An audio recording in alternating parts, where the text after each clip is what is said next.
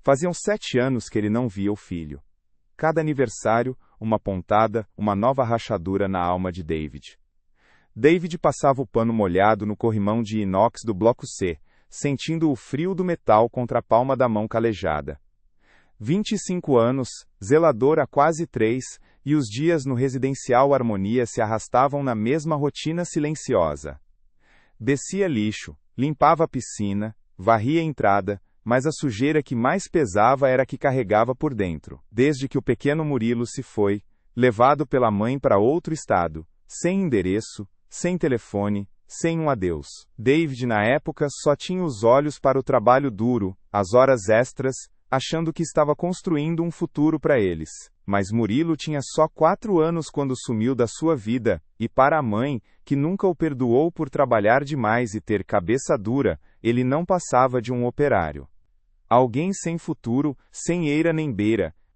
E essa ideia, de ser menos que os outros, de ter nascido para ser apenas um número, grudou nele como limo na parede do estacionamento que ele esfregava todo sábado. Ele terminou de lustrar os elevadores, o espelho refletindo um cansaço que não vinha só do corpo.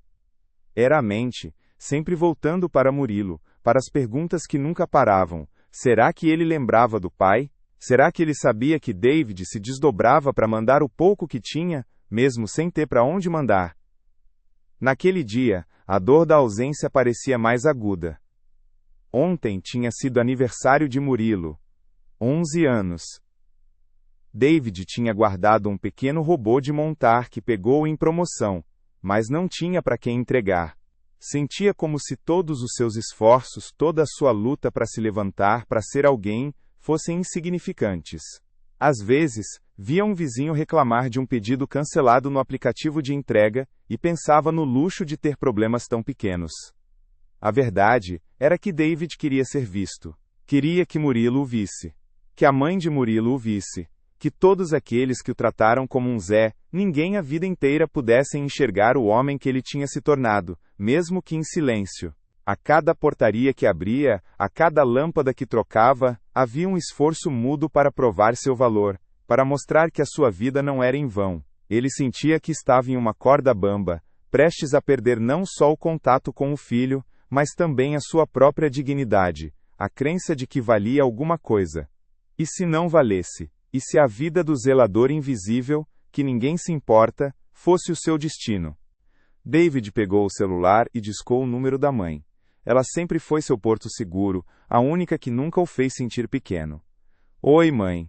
Tudo bem? Ele tentou soar normal, mas a voz saiu um pouco mais embargada. Dona Clarice, do outro lado da linha, percebeu. David, meu filho, essa voz não me engana. Ontem foi o dia do pequeno, não foi? Não desiste dele, meu amor. Filho é da gente, não importa a distância.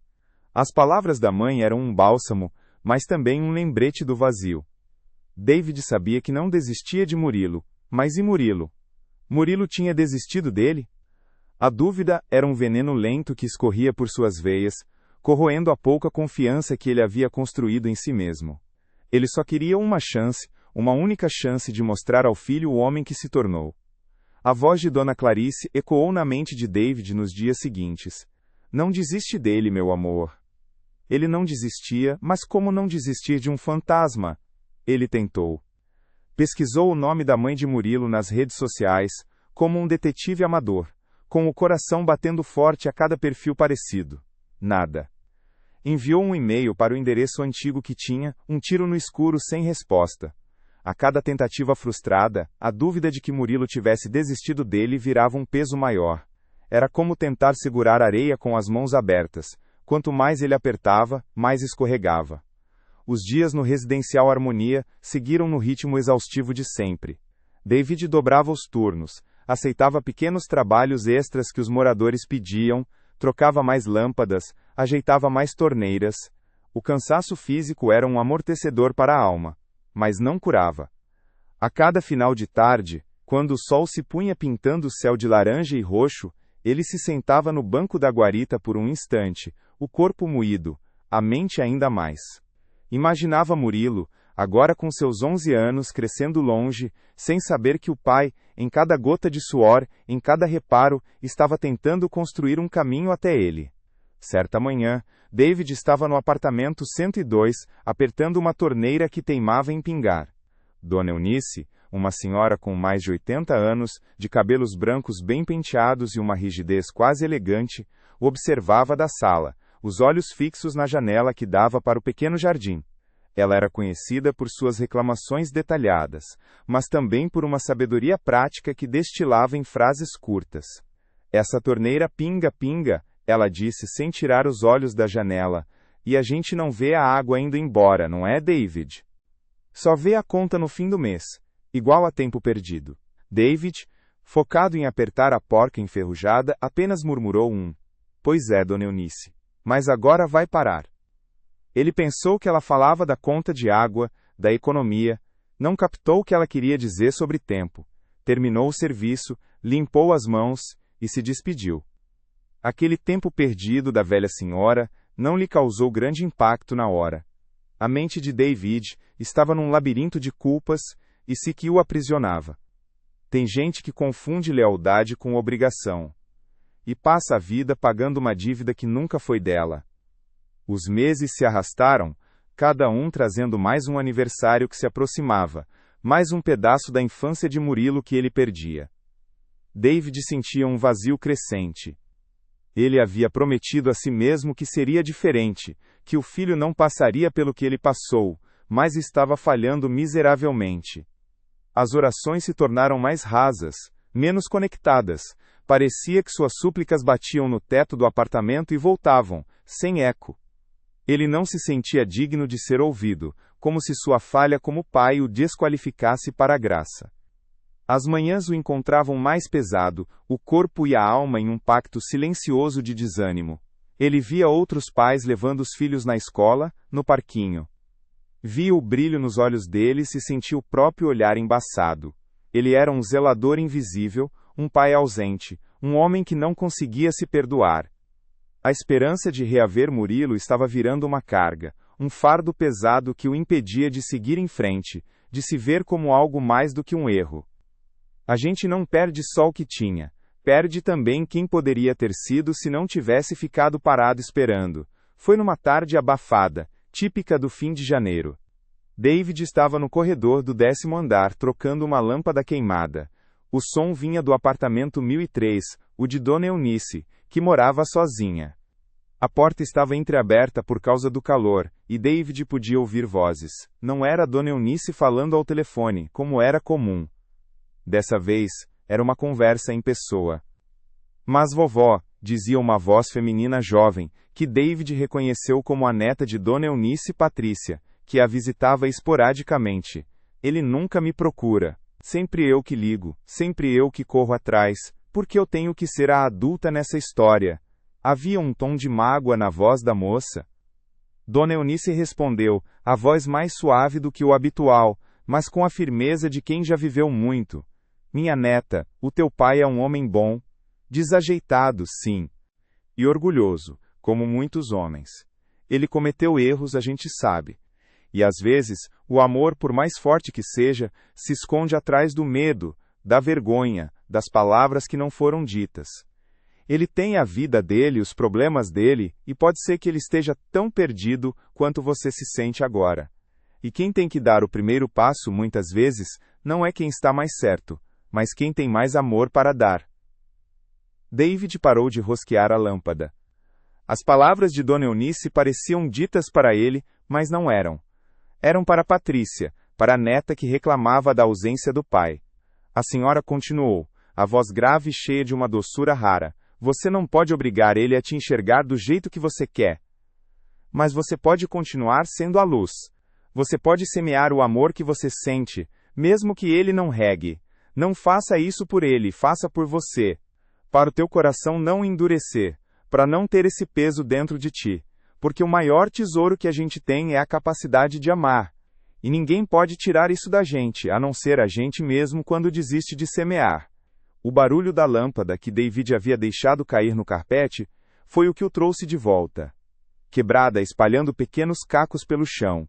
Ele sentiu um arrepio na espinha. Não era sobre ele ser visto. Não era sobre Murilo vê-lo ou não. Era sobre ele. Sobre o amor que ele tinha, que ele sempre teve, e que estava deixando endurecer, escondido atrás da mágoa do medo e da vergonha de não ser o pai perfeito.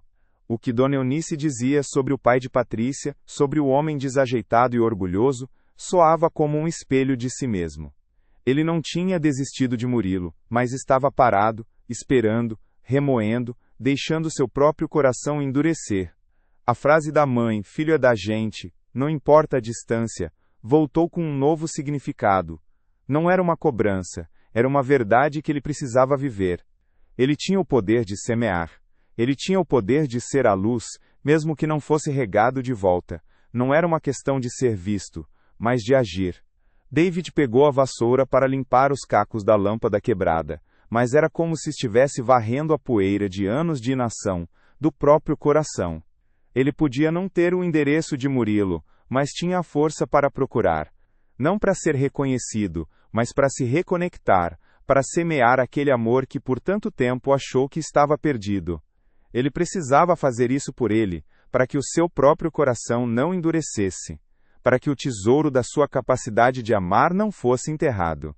Às vezes, a gente espera tanto pelo milagre grande que não vê os pequenos acontecendo todo dia. O cheiro de cimento molhado, que vinha da obra do prédio ao lado, invadiu o corredor. Um cheiro de construção, de coisa nova, de recomeço. David respirou fundo. Ele podia não ter Murilo em seus braços, mas tinha a si mesmo, tinha o amor de sua mãe e tinha o poder de escolher o que faria com o dia que estava por vir.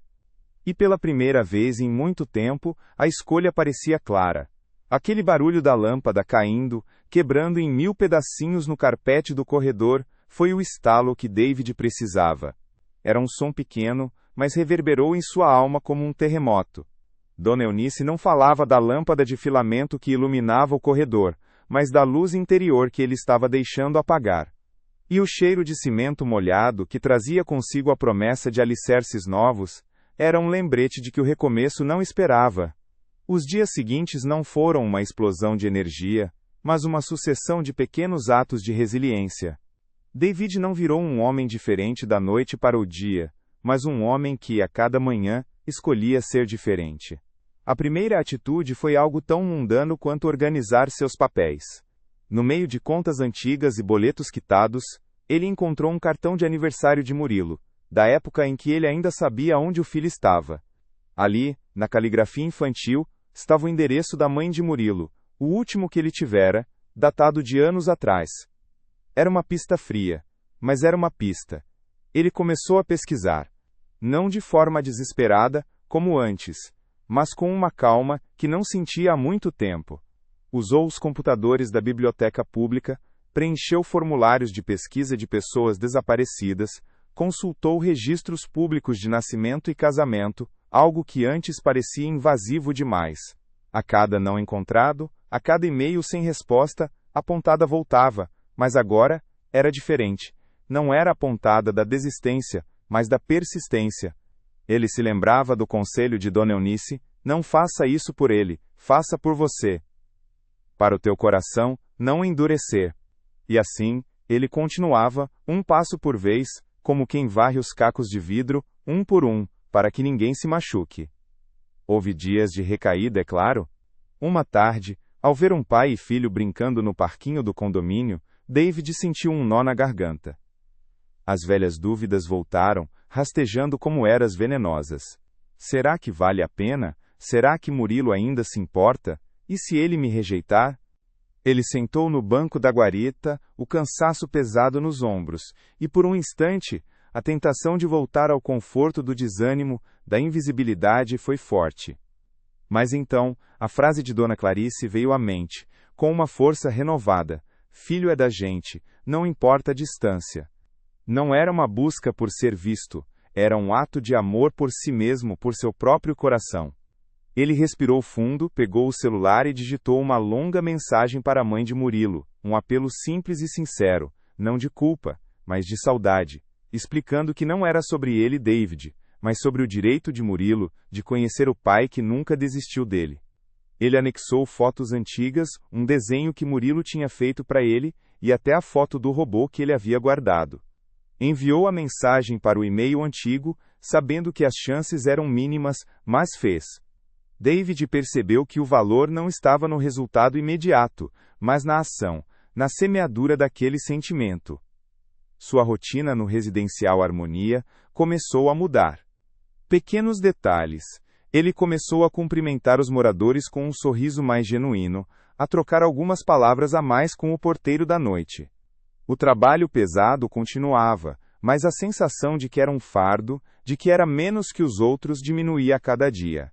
Ele passou a ver o zelador não como um Zé-Ninguém, mas como alguém essencial, que mantinha o lugar funcionando, que cuidava dos detalhes.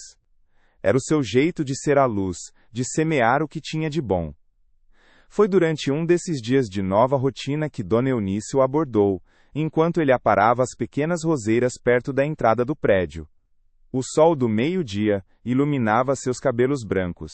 Ela parou, observando-o.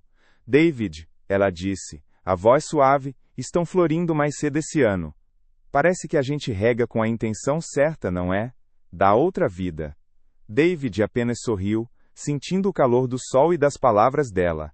Não precisou de mais nada. Ele sabia que ela havia notado. A virada veio de uma maneira inesperada. A mãe de Murilo não respondeu ao e-mail. Mas, algumas semanas depois, David recebeu uma carta, enviada por correio. Era da irmã da mãe de Murilo, uma tia que ele não via há anos. Ela havia recebido o e-mail de David, e emocionada com as fotos e as palavras, resolveu agir.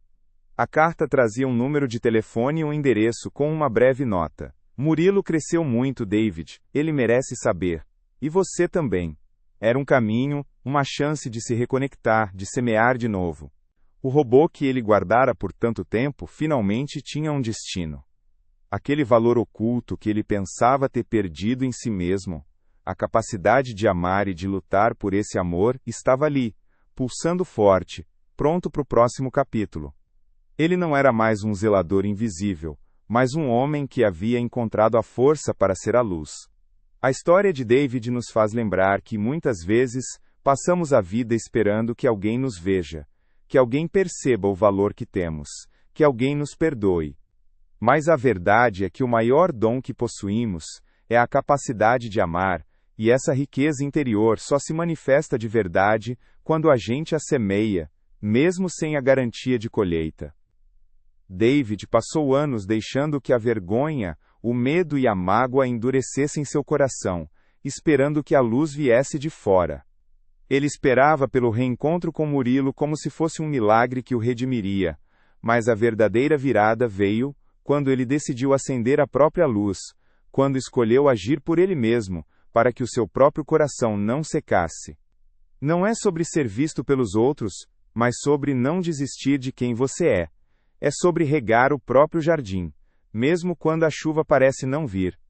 Se você já se sentiu paralisado pelo medo ou pela culpa, esperando que alguém acenda a luz para você, compartilhe aqui com a gente como você está tentando regar seu próprio jardim. Se a jornada de David te inspirou a buscar sua própria conexão, a acender sua própria luz, se inscreve e deixa o like, isso ajuda outras pessoas a encontrar esse canal e a descobrir que a capacidade de amar é o maior valor que temos.